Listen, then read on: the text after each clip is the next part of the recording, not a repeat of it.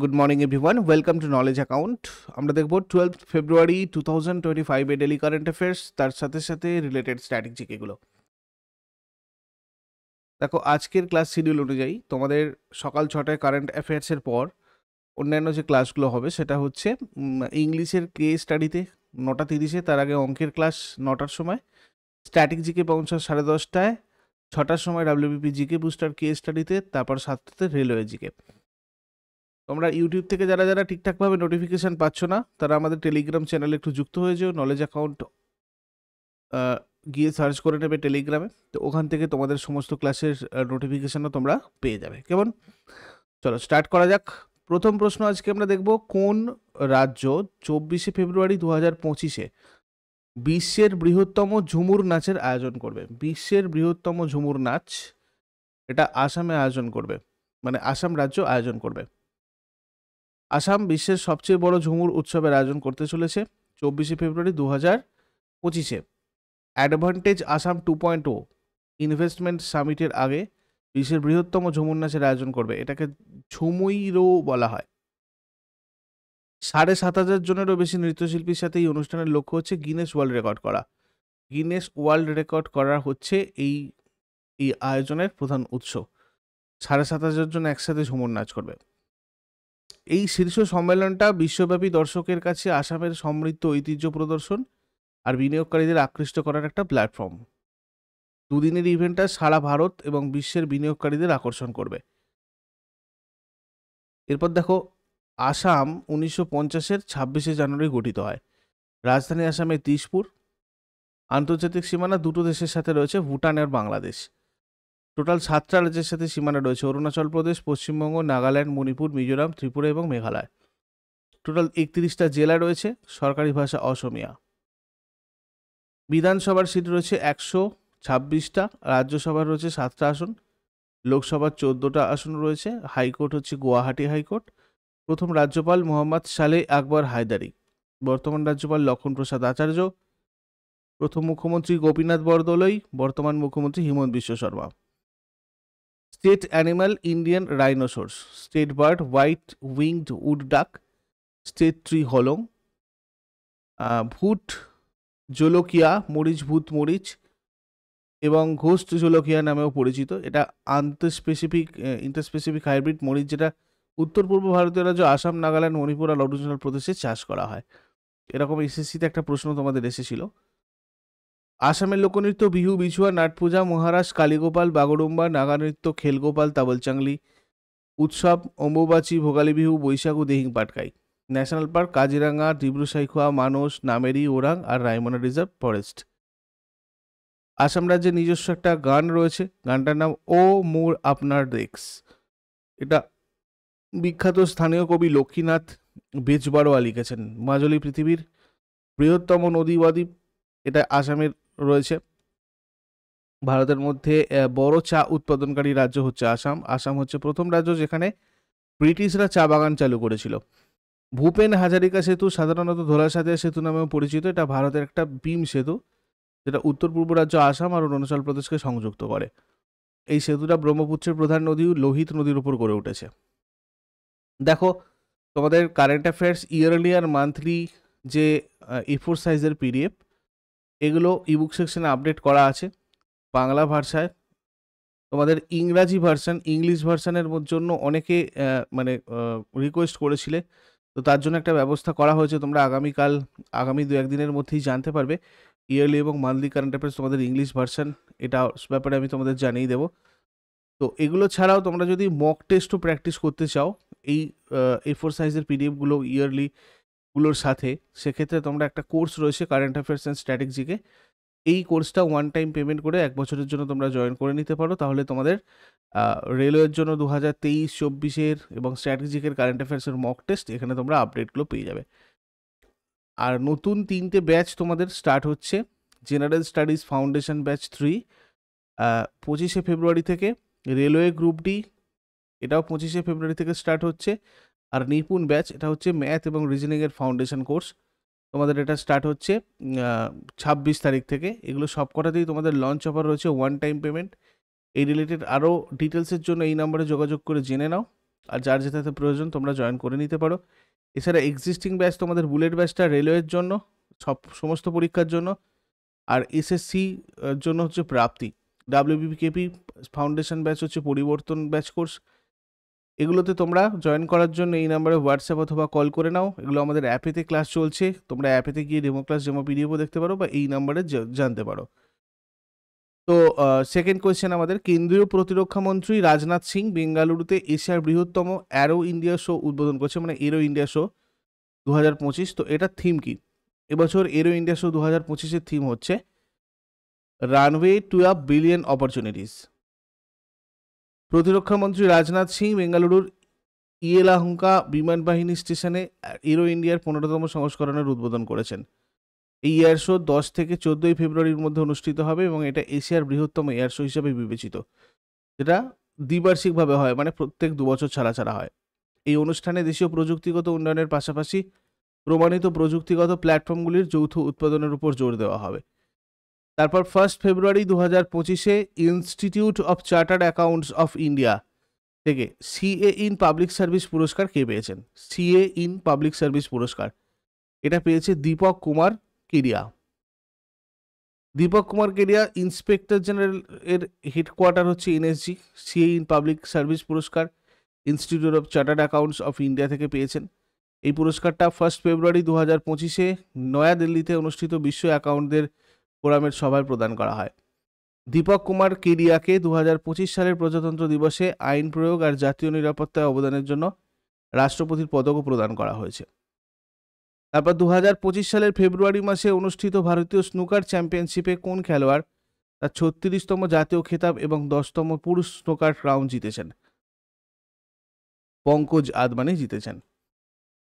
পঙ্কজ আদবানি ভারতীয় স্নুকার চ্যাম্পিয়নশিপে তার 36তম জাতীয় খেতাব এবং 10th পুরুষ স্নুকার ক্রাউন জিতেছেন। এই ম্যাচটা ইন্দোরের জসন্ত ক্লাবে অনুষ্ঠিত হয়, যেখানে আদবানি ব্রিজেশ দামানিকে পরাজিত করেন। তারপর জম্মু ও কাশ্মীরের কোন জেলায় পীর পাঞ্জাল শীতকালীন উৎসব শুরু হয়েছিল? পীর পাঞ্জাল শীতকালীন উৎসব এটা হয়েছে তোমার পুঞ্চে। জম্মু ও কাশ্মীরের পুঞ্চে পীর পাঞ্জাল শীতের উৎসব শুরু হয়েছে যুবকদের কেন্দ্র করে। ভারতীয় সেনাবাহিনী পুঞ্চের সীমান্ত জেলায় 51 দিনের পীর পাঞ্জাল শীতকালীন উৎসব শুরু করেছে। 31শে মার্চ শেষ হবে এটা।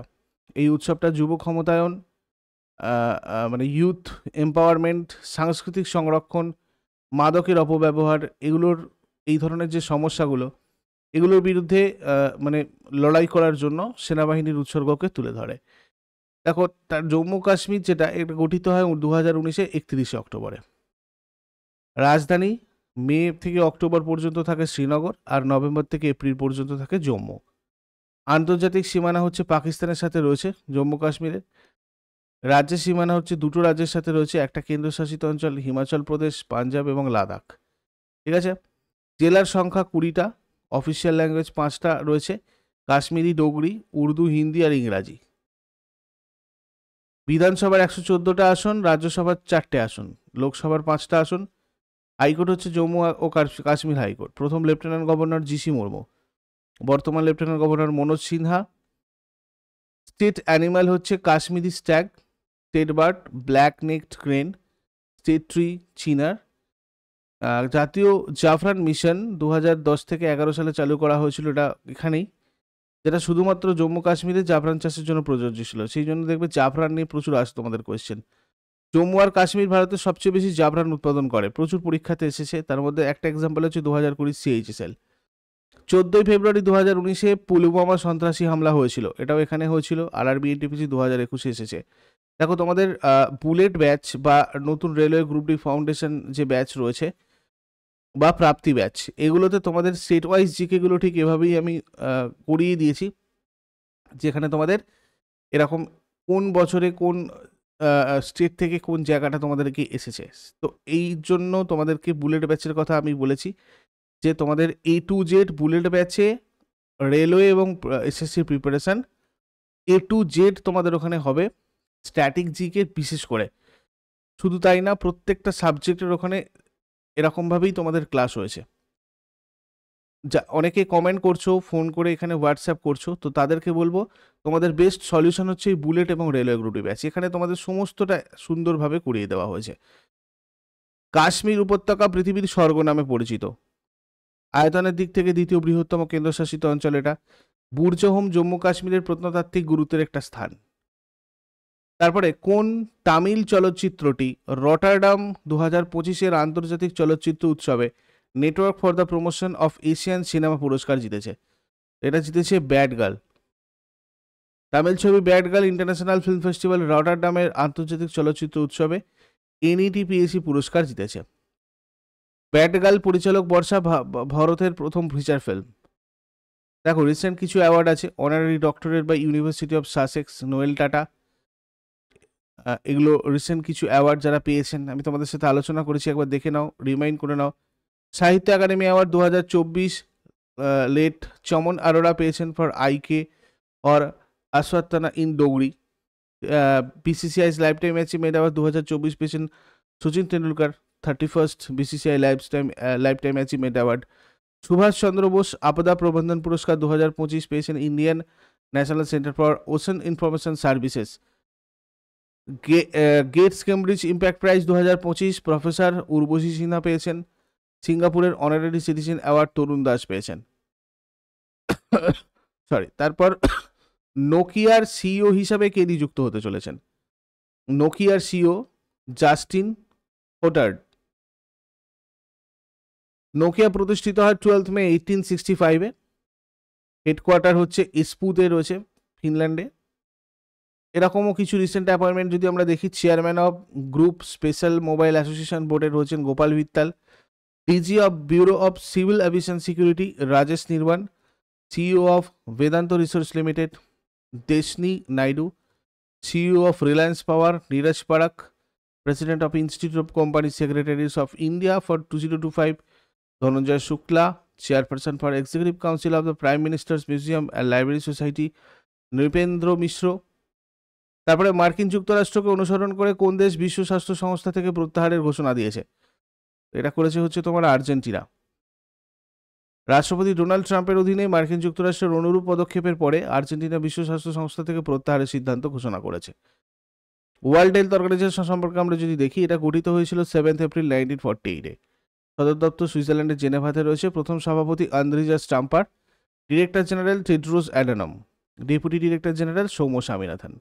আর মেম্বার কান্ট্রি হচ্ছে 194টা। তারপরে WTA 125 মুম্বাই ওপেন 2025-এর একক খেলায় শিরোপা জিতেছিলেন কে?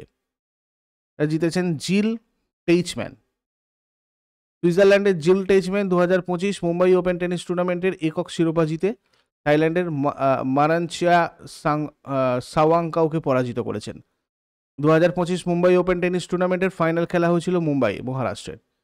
তারপর বোচাসানবাসী শ্রী অক্ষর পুরুষোত্তম স্বামীনারায়ণ সংস্থা দক্ষিণ আফ্রিকার বৃহত্তম হিন্দু মন্দির। এটা কোথায় উদ্বোধন করা হয়েছে? এটা হয়েছে কোথায়? জোহানেসবার্গে। বোচাসানবাসী অক্ষর পুরুষোত্তম স্বামীনারায়ণ সংস্থা জোহানেসবার্গ দক্ষিণ আফ্রিকার বৃহত্তম হিন্দু মন্দিরের উদ্বোধন করেছে। BAPS বাপ শ্রী স্বামীনারায়ণ মন্দির এবং সাংস্কৃতিক কমপ্লেক্সের উদ্বোধন দেশের হিন্দু সম্প্রদায়ের জন্য একটা ঐতিহাসিক মাইলফলক হিসেবে চিহ্নিত। তারপর 2025 সালের কেন্দ্রীয় বাজেটে শিক্ষার জন্য নিবেদিত কৃত্রিম বুদ্ধিমত্তার সেন্টার অফ এক্সেলেন্সের জন্য কত বরাদ্দ করা হয়েছে? 500 কোটি টাকা বরাদ্দ করা হয়েছে। 2025-এর কেন্দ্রীয় বাজেট শিক্ষার জন্য নিবেদিত কৃত্রিম বুদ্ধিমত্তায় সেন্টার অফ এক্সেলেন্স তৈরি করতে 500 কোটি টাকা বরাদ্দের ঘোষণা করা হয়েছে। এই উদ্যোগটা ইন্ডাস্ট্রি 4.0 এবং make in India make for the ওয়ার্ল্ডের ভারতের দৃষ্টিভঙ্গির সাথে সামঞ্জস্য রেখে বিশ্ববিদ্যালয় স্তরে AI শিক্ষা আর গবেষণার উল্লেখযোগ্য উন্নতি করতে প্রস্তুত। এবার আগের দিনে হোমওয়ার্ক আমরা দেখে নেব। ইউনেস্কো সদর দপ্তর রয়েছে কোথায়? প্যারিসে, ফ্রান্সের। কংগ্রেসের প্রথম ভারতীয় মহিলা প্রেসিডেন্ট কে ছিলেন? সরোজিনী নাইডু। আর আজকে তোমাদের জন্য কোয়েশ্চেন্স থাকবে, ভারতের জাতীয় পতাকার চূড়ান্ত রূপকে ডিজাইন করেছিলেন? ভারতের প্রথম মহিলা রাজ্যপাল কে ছিলেন? শেষকালে কমেন্টে জানাও। চট করে আগের দিনেরগুলো কুইক রিভাইজ করে নেবো। যারা যারা লাইভে রয়েছে অ্যান্সার করো। 11 ফেব্রুয়ারি 2025-এর কোয়েশ্চেন্স কী ছিল? প্রথম বিমস্টেক যুব সম্মেলন কোথায় অনুষ্ঠিত হবে? গান্ধীনগর, গুজরাটের গান্ধীনগরে হবে। ভারত এবং কোন দেশের মধ্যে একটি যৌথ সামরিক মহড়া সাইক্লোন 2025 রাজস্থানের মহাজন ওয়েলফেয়ারিং রেঞ্জে 10 ফেব্রুয়ারি 2025-এ স্টার্ট হয়েছিল? মিশর। 2025 সালে দিল্লি বিধানসভা নির্বাচনে কোন দল জিতেছে? ভারতীয় জনতা পার্টি, BJP। তামিলনাড়ুর উপমুখ্যমন্ত্রী উদয়নিধি স্ট্যালিন নামাক্কু নামের থিট্টাম প্রকল্পের অধীনে কোথায় একটি পাখি উদ্যানের উদ্বোধন করেছেন? তিরুচিরাপল্লী। কেন্দ্রীয় কর্মী নিয়োগ পরিকল্পনার অধীনে ইস্পাত মন্ত্রণালয়ের পরিচালক হিসেবে কাকে নিযুক্ত করা হয়েছে? মাইমুন আলমকে। কোন কোম্পানি 2024 সালের গোল্ডেন পিকক সিএসআর অ্যাওয়ার্ড জিতেছে? কোল ইন্ডিয়া লিমিটেড। 38তম জাতীয় গেমসে পুরুষদের রিকার্ভ ইভেন্টে কে স্বর্ণপদক জিতেছে? জুয়েল সরকার। জোম্যাটোর মূল কোম্পানির নতুন নাম কি? Eternal limited.